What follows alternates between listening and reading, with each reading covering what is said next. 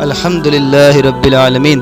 پارہ نمبر 7 اور وَإِذَا سَمِعُوا نام ہے اس پارے کا جو رکھا گیا ہے، پہلا لفظ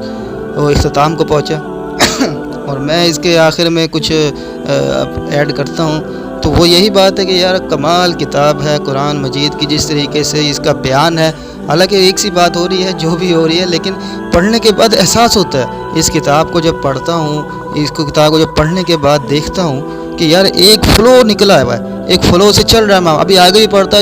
جاؤں گا، اس کا اینڈ ہے ہی نہیں، قرآن کا اینڈ نہیں ہے، اس کا سٹاپ نہیں ہے۔ کوئی بھی کتاب ہو نا اپنا موضوع ختم کر دیتی ہے، ختم کرنے کے بعد اگلا موضوع شروع کرتی ہے، لیکن قرآن کا بیان ایسا ہے کہ اس کا موضوع ختم ہوتا ہی نہیں ہے، یکدم اسی وقت اگلا موضوع اس کے ساتھ اس خوبصورتی کے ساتھ اٹیچ ہو جاتا ہے کہ معلوم ہی نہیں ہوتا کہ کب ہم ایک موضوع سے نکل کے دوسرے موضوع کی طرف پہنچ گئے۔ قرآن میں یکمشت بنی اسرائیل کا ذکر کرتے کرتے اسی وقت کیا کہتے ہیں اس کو، مشرکین کی طرف آ جائیں گے، اور اسی وقت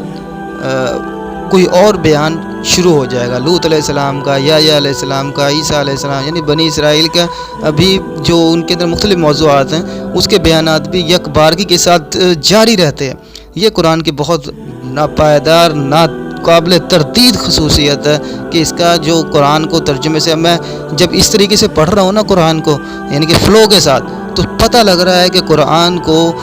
پڑھنے میں کیا مزہ آتا ہے۔ پہلی دفعہ پڑھ رہا ہوں میں اس طرح، نہیں تو ایسا ہوتا تھا نا کہ میں نے عربی عبارت پڑھی اور اس کے بعد اس کا ترجمہ پڑھا، لیکن اب میں نے یہ سوچا تھا کہ میں نے ترجمہ عربی عبارت تو میں نے پڑھ لی، عربی اس کا جو نسخہ ہے وہ میں نے پہلے پڑھ لیا الحمدللہ، ایک دو پارے کر کے 2 دن ایسا ہوا کہ 5 پارے پڑھ لیے، اور ویسے میں روزانہ کے 2 سپارے تو پڑھ ہی رہا تھا، ایک فجر کے بعد اور ایک ظہر کے بعد، تو یہ میرے 2 سپارے رمضان میں مکمل ہو رہے تھے۔ اور ایک دن میرا زیادہ دل کیا تو میں نے فجر کے بعد 1 پڑھا، ظہر سے پہلے 2 پڑھے اور ظہر کے بعد 2 سپارے پڑھے، 2 دن اس طریقے سے گزرے تو قرآن پاک مکمل ہو گیا۔ تو اب میں نے یہ سوچا کہ اس کو میں ترجمے سے پڑھوں گا، صرف ترجمے سے، عربی عبارت کو صرف دیکھوں گا، پڑھوں گا نہیں۔ تو پھر